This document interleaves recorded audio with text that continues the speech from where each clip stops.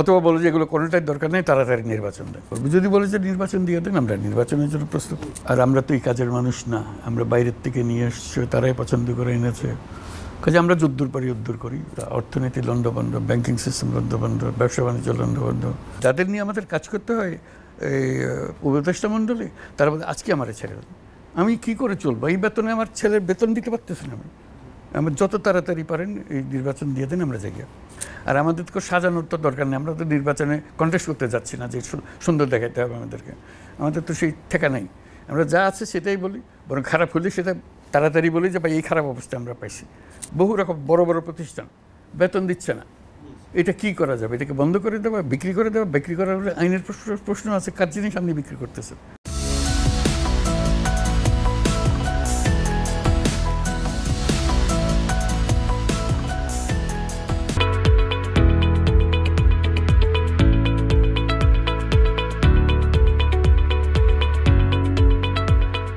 বণিক বার্তার পক্ষ থেকে প্রথমেই আপনাকে ধন্যবাদ এবং অভিনন্দন স্যার। 100 দিন অতিক্রম করেছে, শুনতে চাই আপনি এই 100 দিন কিভাবে এত দাবি দেওয়া আবার সব কিছু গোছাতেও পারেননি, কিভাবে পার করছেন? ওইটা তো প্রতিদিন তোমরা রিপোর্ট করছো, এটা তো কোনোদিন বাদ যাচ্ছে না। প্রথম তো ছিল যে একটা সরকার, এই একটা বড় অভ্যুত্থান, তার মাঝখানে এই সরকার যাত্রা শুরু করলো, স্থিতি আনা, মানুষকে একত্র করা। এয়ারপোর্টে সবার কাছে আবেদন জানালাম যে আমরা এক পরিবার, আমাদের মাঝে মতভেদ থাকতে পারে, কিন্তু কেউ আমাদের শত্রু না, কেউ কারো শত্রু না, আমরা একযোগে কাজ করব, একসঙ্গে করব, একসঙ্গে থাকি। এই অভ্যুত্থান আমাদের একটা সুযোগ দিয়েছে নতুন যাত্রা শুরু করার জন্য। তো সেটা নিয়েই শুরু। তারপর আস্তে আস্তে কাজের নামা। তার মধ্যে বড় সমস্যা হয়ে গেল আমাদের ল অ্যান্ড অর্ডার। এই অভ্যুত্থানের ধকল সয়ে মানুষ আস্তে আস্তে সুস্থির হওয়ার জন্য যাচ্ছে, চেষ্টা করছে, কিন্তু পুলিশ পাচ্ছি না। পুলিশের এখনও পুলিশ সব কাজে আসে নাই, তারা ভয় পেয়ে গেছে।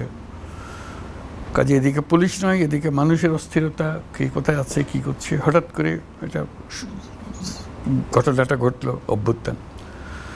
এটা সুস্থির হতে সময় লাগছে। আমরাও বোঝার চেষ্টা করছি কোথার থেকে শুরু করবো। সব তো লণ্ডভণ্ড অবস্থা, অর্থনীতি লণ্ডভণ্ড, ব্যাংকিং সিস্টেম লণ্ডভণ্ড, ব্যবসা বাণিজ্য লণ্ডভণ্ড, ফরেন এক্সচেঞ্জ রিজার্ভ তলানি, এগুলো তো প্রতিদিন তোমরা জানি। স্যার, মানে যারা আপনাকে সমর্থন দিয়েছে এবং যারা সবসময় আপনার কাজে পজিটিভভাবে নানান কিছু তুলে ধরছে, তাদের আবার কেউ কেউ অভিযোগও করছে, বিশেষ করে ছাত্রদের দিক থেকেও কিছু অভিযোগ এসছে, আহতদেরকে ঠিকমতো দেখা হয় নাই। আবার বড় রাজনৈতিক দল থেকেও অভিযোগ এসছে যে আপনার সরকারের দক্ষতার দিক থেকে কিছু কিছু গ্যাপ আছে। এটাকে আপনি কীভাবে? স্বাভাবিক, মানুষ তো অভাব তো থাকবেই। আর আমরা তো এই কাজের মানুষ না, আমরা বাইরের থেকে নিয়ে এসছি, তারাই পছন্দ করে এনেছে। কাজে আমরা যদ্দূর পারি উদ্দূর করি। এটা ভুল ত্রুটি হবে, স্বাভাবিক। ভুল ত্রুটির মাধ্যমেই আমাদের কাজ করতে হচ্ছে। যতটুকু আমাদের সাধ্যে কুলায় সেগুলো চেষ্টা করছি। আর যেগুলো অসম্পূর্ণতা আছে আমরা চেষ্টা করি সেগুলো কিভাবে সম্পূর্ণ করব। অনেকগুলো সংস্কার কমিশন হয়েছে এবং আপনি বারবারই বলছেন যে এদের কাজ শেষ হওয়ার পরে আমরা বলতে পারবো আমাদের রোড ম্যাপ কী হবে আর কি। অনেকগুলো কমিশন হয়েও গেছে। তো আপনি মনে করছেন কবে যে এই সবগুলো রিপোর্ট মোটামুটি কত সময়ের মধ্যে আপনি? আমরা তো একটা সময় নির্ধারণ করে দিয়েছি প্রথম 6টার, যেগুলো বিশেষভাবে দরকার আমাদের। সেটা ছিল যে ডিসেম্বর জানুয়ারির মধ্যে আমাদেরকে রিপোর্ট দেবে। তো সেটা আমরা আশা করছি ডিসেম্বর তো এসেই গেল প্রায়, ডিসেম্বর থেকে জানুয়ারি, কারণ অনেকগুলো কাজ শুরু করতে অনেক দেরি হয়ে গেছে। আমরা প্রথমে বলেছিলাম 31 জানুয়ারির মধ্যে দেন, দেখলাম যে এটা আর বলা যাচ্ছে না, যেহেতু শুরুতেই তাদেরকে বসার জায়গা দিতে পারতেছে না, তারা পরস্পরের সঙ্গে যোগাযোগ করতে পারছে না, কাজে সময় চলে গেছে ওদিকে। তো ধরে নিচ্ছি যে জানুয়ারি মাসের মধ্যে এটা রিপোর্টটা এসে যাবে। এসে গেলে তখন আমরা একটা দলিল পেলাম, যেটা রাজনৈতিক দলগুলোর সামনে দেব, যে এটা বলেন কোনটা আপনাদের পছন্দ, যেটা আপনাদের পছন্দ, যেটা করতে চান, করে যেতে চান সেটা করব, আর যেটা অপছন্দ বা কেউ একমত হতে পারছে না সেগুলো বাদ রাখবো। কাজে এটা তাদের নেগোসিয়েশন, তাদের নিজেদের মধ্যে আলাপ আলোচনা, আমরা সাহায্য করব তাদের আলাপ আলোচনায়।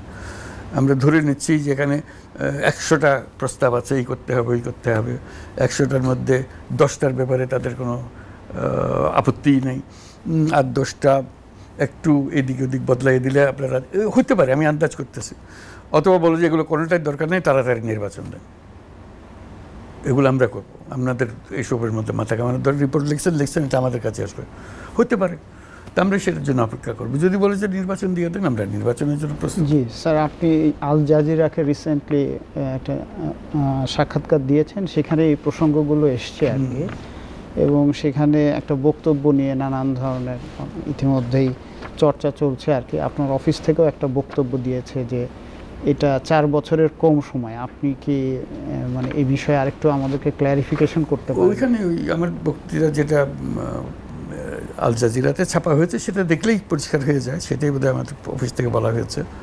প্রসঙ্গটাই নির্বাচন নিয়ে কথা ছিল না, এটা ছিল পার্লামেন্ট নিয়ে আলোচনা। পার্লামেন্টের 4 বছর নিয়ে আলোচনা করেছে, নির্বাচনের 4 বছর নিয়ে আলোচনা হয় না। আমাকে জিজ্ঞেস করছিল যে এই যে সংস্কার করবেন, সংবিধানের যে সংস্কার করবেন কী কী ধরনের হতে পারে। আমি যে বহু হতে পারে, বহু রকমের ইস্যু আছে।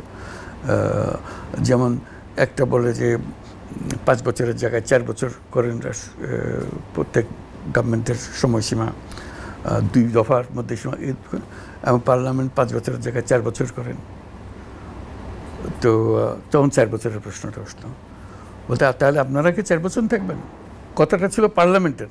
এখন প্রশ্ন করে বলছে আপনারা কি 4 বছর থাকবেন? আমি বলছি না না, অনেক কম। এই অনেক কমটাই সব বলছে 4 বছর। অনেক কম হলেও ও 4 বছর বলছে পার্লামেন্টের বিষয় নিয়ে। এখন এটা হয়ে গেছে নির্বাচন নিয়ে, অথচ নির্বাচন নিয়ে আলোচনা হচ্ছিল না। তার মানে আপনি বলতে চাচ্ছেন যে সবগুলো সংস্কার কমিশনের রিপোর্ট পেলে সময় নিয়ে আপনি সব রাজনৈতিক দলের সঙ্গে আলাপ, এবং রাজনৈতিক দল যদি বলে যে এগুলো বাদ দেন, নির্বাচনটা দিয়ে দেন, কাজ হয়ে যাবে, আমরা বলি নির্বাচন দিয়ে দেবো। সেই জন্য বলছি আমি তো বলতে পারছি না, জি বলতে হবে তাদেরকে। আরে 4 বছর ধরে আমাদেরও তাদেরকে রাখতে পারবেন না, যাদের নিয়ে আমাদের কাজ করতে হয় এই উপদেষ্টা মণ্ডলী, তারা বলে আজকে আমার ছেড়ে দেবে, আমি কি করে চলবো? এই বেতনে আমার ছেলের বেতন দিতে পারতেছি না। আমি যত তাড়াতাড়ি পারেন এই নির্বাচন দিয়ে দেন, আমরা যাই। কাজে আমাদের ভেতরে হলো যে তাড়াতাড়ি যাওয়ার। আমরা 4 বছর বললে তো লোক এখনই চলে যাবে বেরিয়ে, বল বা আমার ছাড়া চলে না। একজন দুজন না, কয়েকজন এখানে আছে যে আমাদের ছেড়ে দেন, যাদের রোজ কান্নাকাটি হলো আর কতদিন আমাদের রাখবেন। স্যার, প্রায়শই হচ্ছে যে আপনি হিন্দুতেও একটা ইন্টারভিউ দিয়েছেন, সেখানেও এসছে যে আমাদের প্রতিবেশী একটা বড় দেশের সঙ্গে দেখা যায় যে আমাদের সম্পর্কে একটা টানাপোড়ান চলছে, এবং আপনি সে বিষয়ে বলছেনও আর কি। এবং এই আমি স্পেসিফিক বলে আদানির প্রজেক্টের কথা একটু বলি, যে প্রজেক্টটা খুবই বিতর্কিত। আমরা একদিকে যেমন এই সমস্ত বিষয়ে রিনেগোসিয়েশনের কথা শুনছি, আবার দেখছি যে আদানির টাকাগুলো বিগত সরকারের সময় যত দ্রুততার সঙ্গে দেওয়া হয়েছে তার চেয়েও বেশি দ্রুততার সঙ্গে দেওয়া হচ্ছে আর কি। এটাকে একটু যদি স্যার আপনার দিক থেকে ব্যাখ্যাটা যদি। পাওনাদারে পানা শোধ করে দেওয়া, তা না হলে আমাদের সমস্ত বিদ্যুৎ আমরা সমস্যায় পড়ে যাব। কাজে পুরো টাকাটা তো দেই নেই, ভাগ ভাগ করে দেওয়া হচ্ছে। কাজে আমাদেরও সঙ্গে তাদের সঙ্গে। এমনি বিদ্যুৎ খাত তো বিগত সরকারের সবচেয়ে বড় আলোচিত বিষয়। সেই সমস্ত প্রজেক্ট যেগুলো নিয়ে বিতর্ক আছে সেগুলো নিয়ে রিভিজিট করা, রি-এক্সামিন করার আগে টাকাগুলো দিয়ে দিবেন। টাকা তো হলো যে যেটা আমি করে ফেলেছি, টাকা তো আমি ভবিষ্যতের জন্য দিচ্ছি না, রিভিউ হবে ভবিষ্যতের জন্য। যেটা আমি করে ফেলেছি, যাতে কনজিউম করে ফেলেছি, তারপর টাকা দিতে হবে না।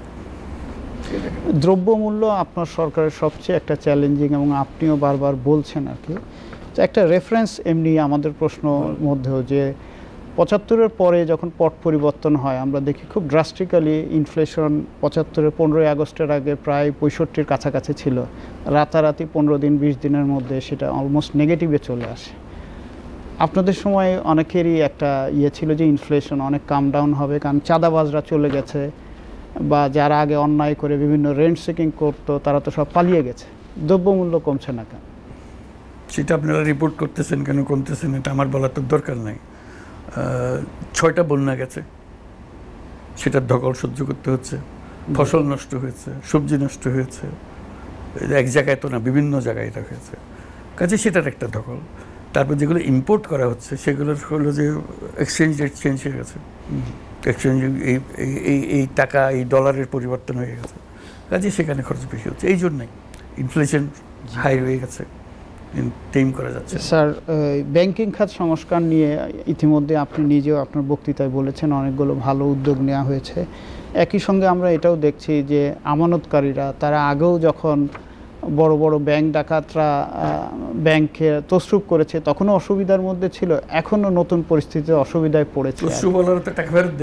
কিন্তু আমানতকারীরা তো আপনার কাছে প্রত্যাশা যে তারাই ভোগান্তির মধ্যে পড়বে।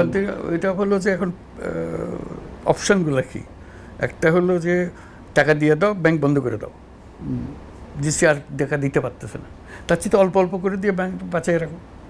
আমাদের এখন বলছিল ব্যাংকগুলো বাঁচিয়ে রাখা, যে অল্প অল্প করে দাও তো ব্যাংকটা বাঁচুক।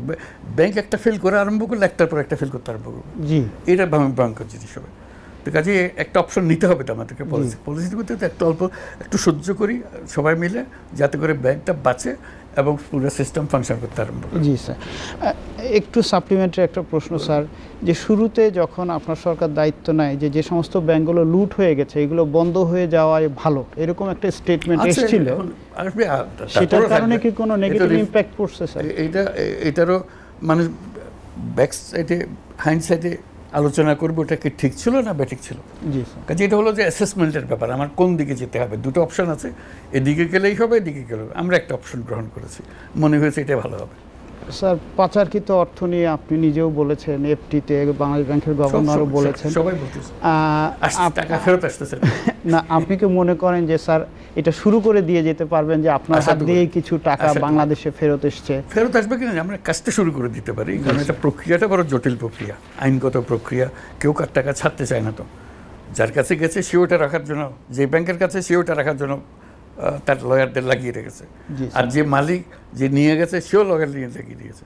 এটা আইনের লড়াই হবে, সাক্ষী প্রমাণের লড়াই হবে, যে কে পাবে কি পাবে না। তো যত রকমের প্রতিষ্ঠান আমাদেরকে সাহায্য করার জন্য এগিয়ে এসছে, সবাই আশ্বাস দিচ্ছে যে সময় সাপেক্ষ, but it can be done, some fraction হবে, পুরো টাকাটা আসবে। বিগত সরকারের সময় যে সবচেয়ে বড় রকমের প্রশ্ন ছিল তথ্য নিয়ে, যে তারা ঠিকমতো তথ্য দিত না, মানুষকে প্রচুর মিথ্যা তথ্য দিয়েছে। আপনার সরকার সঠিক তথ্য দেওয়ার কোনো মানে বিশ্বাসযোগ্য তথ্য দেওয়ার ক্ষেত্রে কি কি ধরনের উদ্যোগ এখন পর্যন্ত? একটা হলো যেটা সত্য সেটা বলা, এটা তো টা না হলে তো আমরা নিজেরাই বিপদে পড়ে গেলাম, মিথ্যার উপরে থেকে গেলাম, আমরা বুঝতে পারলাম না কি হলো। আর আমাদের তো সাজানোর তো দরকার নেই, আমরা তো নির্বাচনে কন্টেস্ট করতে যাচ্ছি না যে সুন্দর দেখাইতে হবে আমাদেরকে, আমাদের তো সেই ঠেকা নেই। আমরা যা আছে সেটাই বলি, বরং খারাপ হলে সেটা তাড়াতাড়ি বলি যে ভাই এই খারাপ অবস্থা আমরা পাইছি। আমরা তো ভালো দেখানোর কোনো চেষ্টা করার তো দরকার নেই আমাদের। স্যার অনেকগুলো প্রজেক্ট যেগুলো শ্বেত হস্তির প্রজেক্ট, যেগুলো চালাতে যে সরকারের খরচ হচ্ছে অনেক বেশি, এই প্রজেক্টগুলো কি করবেন স্যার? এইটা আবার চিন্তা যে এটাকে বন্ধ করে দিলে ভালো হবে নাকি চালিয়ে রেখে এটার থেকে আদায় করার চেষ্টা করা হবে। বহু রকম বড় বড় প্রতিষ্ঠান বেতন দিচ্ছে না, এটা কি করা যাবে? এটাকে বন্ধ করে দেওয়া, বিক্রি করে দেওয়া? বিক্রি করার আইনের প্রশ্ন আছে, কার জিনিস আপনি বিক্রি করতেছেন, আটকে আছে বসে সব জটিলতার মধ্যে। এই যে বেক্সিমকো একটা কোম্পানি বেতন দিতে পারছে না মাসের পর মাস, এখন তার তহবিলে টাকা আছে, তার কাগজে বলতেছে, সে বলছে আমার টাকা নাই। ব্যাংকে বলছে যে ব্যাংক তুমি ধার দাও, ব্যাংক বলে আমি কিসের উপর টাকা ধার দেবো, তার তো কিছু নাই, ধার দেবো কিসে? বেতনের টাকা দিতে পারতেছে না। স্যার যেগুলোর বিজনেস ভায়াবিলিটি নাই সেগুলোকে কিভাবে আপনারা চালায় রাখবেন? আমরা চালিয়ে রাখবো না, আমরা কোন দুঃখ চালাবো? জি স্যার, আমরা কে চালাবো? কিন্তু আপনারা তো বলছেন যে আমরা কোনো প্রতিষ্ঠান বন্ধ হতে দিব না। চেষ্টা করবো আমরা, কিন্তু যে প্রতিষ্ঠান আমার পকেট থেকে টাকা দিয়ে তারা চালানোর কোনো দরকার নাই, আমরা চেষ্টা করবো তার পয়সা দিয়ে চলতে পারে। বিগত সরকারের স্যার সবচেয়ে মানে লুটের পিছনে একটা বড় প্রশ্ন হিসেবে এসছে যে অলিগার্ক। আপনার সরকার আসলে এই অলিগার্কদেরকে কিভাবে হ্যান্ডেল করছেন? এটা একটা বিরাট চ্যালেঞ্জ। তারা যেহেতু পাওয়ার সেক্টর কন্ট্রোল করে, ব্যাংক কন্ট্রোল করে, বিজনেস, সবচেয়ে বড় হলো যে আমাদের কনজিউমার গুডস কন্ট্রোল করে। জি, মস্ত বড় জিনিস। জি, ব্যাংক কন্ট্রোল করে, এটা মানুষের চোখে পড়ে না। এটা দৈনন্দিন ব্যাপারে আমি আটকে যাচ্ছি। সে যদি তেল আমদানি না করে আমি ভোজ্য তেল পাচ্ছি, সে যদি চিনি না আমদানি না করে আমি চিনি পাচ্ছি না। কাজে তাদেরকে চালু রাখবে, চিনি আসবে, নাকি বন্ধ করে দিয়ে চিনি বন্ধ করে আরেকজনকে চিনি আনতে হবে, কে চিনি আনবে? কাজে এইগুলো দোটানার বিষয়। তাকে কদ্দুর সুযোগ দেবেন, কদ্দুর তারে বন্ধ করবেন। তা ওরে বন্ধ করে দিলে আমার সব কিছু বন্ধ। স্যার সামনে তো রোজা, আমাদের সবচেয়ে ক্রিটিক্যাল, আরো ভয়ঙ্কর একটা। স্যার আপনাদের দিক থেকে কি কনজিউমারদের আশ্বস্ত করার জন্য? আমরা পুরো আশ্বস্ত করছি, আমরা কারো কোনো কনজিউমার গুডসের ঘাটতি হোক সেটা হবে। শুধু কনজিউমার গুডস শুধু খেজুর আর ছোলার বিষয় না, চিনির বিষয় না, চাল নষ্ট হয়ে গেছে, আমরা স্বয়ংসম্পূর্ণ হয়ে গেছিলাম, এখন শুনুন পরে আর নাই। এই ছয়টা বন্যার কথা বললাম, একবার ঠিক মৌসুমের ধান কাটার আগে নষ্ট হয়ে গেল সব। তো কাজে এই বিরাট একটা ঘাটতি, সেই ঘাটতি পূরণের জন্য এখন ইম্পোর্ট করতে হচ্ছে আমাদেরকে। আমরা বলছি যত টাকা লাগে যেন আমরা চালের ঘাটতি যেন না হয়। স্যার, গণমাধ্যমের স্বাধীনতা নিয়ে আপনি কমিশন গঠন করেছেন, অনেক কথা বলেছেন। আবার একই সঙ্গে আমরা দেখছি যে আমি নিজে এইচএস কাউন্সিলের জেনারেল সেক্রেটারি, আমাদের প্রেসিডেন্ট মাহফুজা নাম, আমরা দেখছি যে বেশ কিছু অ্যাক্রিডিটেশন কার্ড বাতিল করা হয়েছে এবং যেগুলো নিয়ে উদ্বেগও প্রকাশ করা হয়েছে এগুলো যথাযথ প্রক্রিয়া অনুসরণ করে হয়েছে কিনা, এবং অনেক পেশাদার সাংবাদিকদের এবং আন্তর্জাতিক অনেক সংস্থাও এগুলো নিয়ে প্রশ্ন করেছে যে এগুলো আসলে গণমাধ্যম স্বাধীনতার প্রতি এক ধরনের আক্রমণ হিসেবেই দেখছেন আর কি। এটা আমার কাছেও খারাপ লেগেছে, এরকম একটা অ্যাক্রিডিটেশন কার্ড চলে গেছে, বাতিল করে দিয়েছে। তা আমি খোঁজ নিলাম, আমি তো জানতাম না এটা কি। তার মানে মনে হলো যে তাদেরকে আর সাংবাদিকতা করতে দেওয়া হবে না বোধহয়, এই অধিকার হরণ করা হলো। ওইটাতে আমি খুব চিন্তিত হলাম যে আমরা বলছি এদিকে সাংবাদিকতার স্বাধীনতা ইত্যাদি ইত্যাদি বলছি, আর এদিকে কাট কেড়ে নিচ্ছি। পরে দেখলাম যে না, এটা সাংবাদিকতার বিষয় না, এটা হলো যে একটা জায়গায় যাওয়ার অনুমতি পাওয়া আর না পাওয়া। আমি টেলিফোনে সব কাজ এখান থেকে বসে করে ফেলতে, শুধু ঢুকতে পারতেছে না, ঢোকার অধিকারটা নেওয়া হয়েছে এবং সেটা আইনে বলা আছে এই কার্ড যে কোনো সময় বাতিল করা যাবে ইত্যাদি ইত্যাদি। এবং 1 বছরের একটা কার্ড দেওয়া হয়তো, তার মধ্যে 1 বছরের মধ্যে বহু মাস চলেও গেছে, যাক না হোক সারা বছরই হোক। তবে তারা আমার ব্যাখ্যা করলো যে এটা কার্ড যেটা বাতিল করার অধিকার সরকারের আছে, সরকার সেটা অ্যাপ্লাই করেছে। তো অ্যাপ্লাই করেছে ঠিক, কিন্তু তার স্বাধীনতা নিয়ে গেল। বললাম আমরা সাংবাদিকতার স্বাধীনতা নিয়ে নেই, আমরা তো প্রবেশের অধিকার নিয়েছি। সাংবাদিকতা ঠিকই আছে, সে বাইরে এইটা নিয়ে লিখুক, সেটা তো আমরা বাধা দিচ্ছি না। সে কলমের পর কলম, কলমের পর কলম দেখে যাক, আমরা শুনবো, আমরা প্রতিবাদ করবো, আমাদের জবাব দেবো, সব কিছু করবো। সাংবাদিকতার উপরে হামলা হয়নি, প্রবেশাধিকারের উপরে হামলা হয়েছে। এবং সেখানে ইমেইলে করা যাবে, টেলিফোনে করা যাবে, যা কিছু, শুধু ঘরে ঢুকতে পারবে না। প্রবেশাধিকারের বিষয়, এটা সাংবাদিকতার বিষয় না। সেটার ক্ষেত্রেও স্যার একটা প্রোটোকল ছিল, আচ্ছা সব আছে, কিন্তু বিষয়টাই। জি স্যার, যেমন 7-8-এর সরকার নিয়ে প্রচুর আলোচনা আছে এবং বলা হতো যে ওই সময়ে এক ধরনের সরকার এসেছিল এবং তারা যে ব্যবস্থা করে দিয়েছে তার ফলে একটা ফ্যাসিবাদ তৈরি হয়েছে। তো এখনো অনেকে প্রশ্ন করছে এরকম আপনারা আবার কোনো নতুন করে ফ্যাসিবাদ তৈরির দিকে হতে পারে। আমি সেটার জন্য বলছি যে সংস্কারগুলো করে দেন, সংস্কারগুলো হলে আর ওগুলো হবে না। তা না হলে যদি এমনি নির্বাচন হয়ে যায় আর সুযোগগুলো রয়ে গেল, যেখান থেকে সূত্রপাত হয়। ইন্টারিম গভর্নমেন্ট থেকে কিছু সৃষ্টি হয়নি, সৃষ্টি হয়েছে যারা নির্বাচিত সরকার তাদের মধ্যে থেকে সৃষ্টি হয়েছে। ইন্টারিম গভর্নমেন্ট কয়দিন। আপনি বলছেন যে আসলে আপনারা এমন একটা ব্যবস্থা দিয়ে যেতে চান এবং রাজনৈতিক দলের সমর্থনে যে নতুন করে আর ফ্যাসিবাদ তৈরি না হয় সেটাই। রাজনৈতিক দলগুলো যদি চাপ অব্যাহত রাখে, ইতিমধ্যে দেশের বড় বৃহৎ দলগুলো বলছে যে না, এই সরকার দ্রুত নির্বাচন দিয়ে চলে যায়, আমরা রাজি। ওরা না চাইলে আমরা কে এটা তার গলা টিপে দিয়ে দেওয়ার জন্য? আমরা কেউ না। আমরা আমার বক্তৃতা যে দিলাম, বারে বারে আবেদন করতেছেন হাত জোর করে, সুযোগ দেন, আপনারা সংস্কারের কথা বলুন, সংস্কারটা চান। আমরা তো বলতাম কে তুমি, আমি দিব সংস্কার, আমি করে যাবো, তোমার মতামতের দরকার কি, এটা তো আমরা বলতেছি না। এবং আবেদন করতেছে রাজনৈতিক দলগুলোর সঙ্গে, আপনারা সংস্কার করার সুযোগ দেন। ওরা সুযোগ না দিলে আমরা আর কি করবো? আমরা নির্বাচন দিয়ে চলে যাব। স্যার, গতকালকে মুডিজ একটা আমাদের ডাউনগ্রেড করেছে আর কি। আপনারা তো বিনিয়োগ আনার চেষ্টা করছেন, বিদেশ থেকে অনেকে প্রতিশ্রুতিও দিয়েছেন যে আপনি যেহেতু দেশের দায়িত্ব নিয়েছেন, বিদেশ থেকে কিছু বিনিয়োগ আসবে। তো মুডিজের এই ডাউনগ্রেডের পরে খারাপ, আমাদের জন্য ভালো না, এটা ভালো না। কিন্তু ওই যে ঘটনার চক্রে যা হয়েছে সেটা তো আমরা। এবং আপনি বলেছিলেন যে আমেরিকা থেকে আসার পরে ইউএনএ যে 6 থেকে 7 বিলিয়নের মতো আসতে পারে বাংলাদেশে, আপনি কবে নাগাদ মনে করছেন যে এই অর্থটা বাংলাদেশে বাজেটারি সাপোর্টগুলো আসবে? নর্মাল যেগুলো সময় লাগে অনেক, আমরা তাদের কাছে বারে বারে বলেছি যে এই সময় দিলে তো এই সরকার আর এই কাজ করতে পারবে না। তোমরা চাচ্ছ যে এই সরকারকে সমর্থন করবে, তাদের কাজ এগোতে দেবে, আমরা তৈরি আছি এই জিনিসগুলো করে দেওয়ার জন্য। তারা বলছে যে আমরা তাড়াতাড়ি দেবো। এখন তাড়াতাড়ি বলতে কত তাড়াতাড়ি? আপনারা যেরকম নির্বাচন কবে দেবেন বলে আমাদের পেছনে লেগেছে, আমরাও তাদের পেছনে লেগেছি কবে দেবে বল। স্যার, জনপ্রশাসন নিয়ে প্রচুর কথাবার্তা হচ্ছে। একটা ভালো নির্বাচন দিতে গেলে, ভালো সংস্কার করতে গেলে জনপ্রশাসনের একটা বড় ধরনের সমর্থন দরকার। কিন্তু বর্তমান জনপ্রশাসন যেভাবে সজ্জিত হচ্ছে সেটা নিয়ে এক ধরনের ইতিমধ্যে বিতর্ক তৈরি হয়েছে আর কি। তো ভালো সংস্কার আপনি শুরু করতে গেলেও তো আপনার মোটামুটি এভাবে একটা গ্রহণযোগ্য নির্বাচন দিতে গেলেও জনপ্রশাসন এবং মোটামুটি একটা ভালো পুলিশ দরকার। সো সেটার জন্য আপনাদের প্রস্তুতি চেষ্টা করে আর কি। এটা তো একটা ভাঙা হাটের মধ্যে যা যা করতে হয় সেগুলো জোড়াতালি দিয়ে চলবে। আমরা তো নতুন পুলিশ আনতে পারবো না, এই পুরান পুলিশকেই জোড়াতালি দিয়ে চালাতে হবে, নতুন ব্যুরোক্রেসিকে দিয়ে জোড়াতালি দিয়ে চালাতে হবে।